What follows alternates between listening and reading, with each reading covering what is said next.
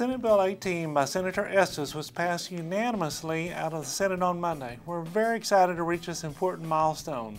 Senate Bill 18 is a good bill that really helps property owners. But we cannot sit back and rest on our laurels because our work is only half done. Now we have to get this important bill passed out of the House. The bill's been received in the House, but it's not yet been referred to committee. I hope that we can move this bill quickly and we'll keep you posted on its progress. Another bill that helps property owners is Senate Bill 2534 by Senator Wentworth. It was also voted out of the Senate this week. As reported last week, this bill creates a task force on economic growth and endangered species. The real benefit of this task force is they will be evaluating the use of incentives for property owners to reach environmental goals instead of just regulating property owners to reach those goals. We encourage incentives whenever it's possible as a far better way to protect endangered species while at the same time protecting property rights.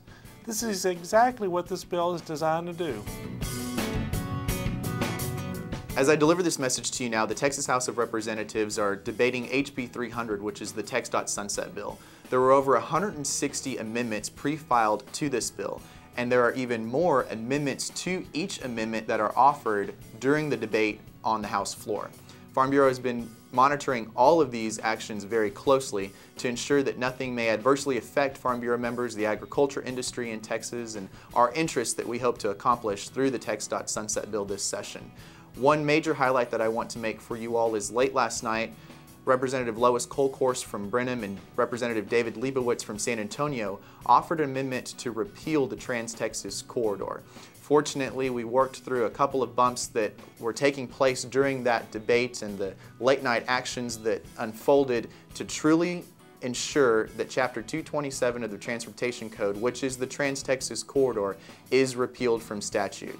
So hopefully they'll wrap up this process today. It'll go over to the Senate. We'll continue to monitor the course of actions that take place over there and report back to you next week. This is the time of session where you really have to be paying attention. Things are happening at a very fast pace. All session long, members have been trying to get their bills passed out of committee and onto the House or Senate floor. And as we get near the end of the session, people start to realize they need to look for other ways than just passing the bill. They'll look for other vehicles, bills that are moving, that they can attach their legislation to as an amendment. For example, the other night, Senator Whitmire was able to pass an amendment onto a bill that would require the licensing and regulation of anyone who has 11 or more dogs or cats for breeding purposes. The amendment was accepted. At this point, it'll go back to the House for either the House to concur or go to a conference committee. At this point, it's expected that they'll go to a conference committee on that because there's some opposition, considerable opposition to that bill.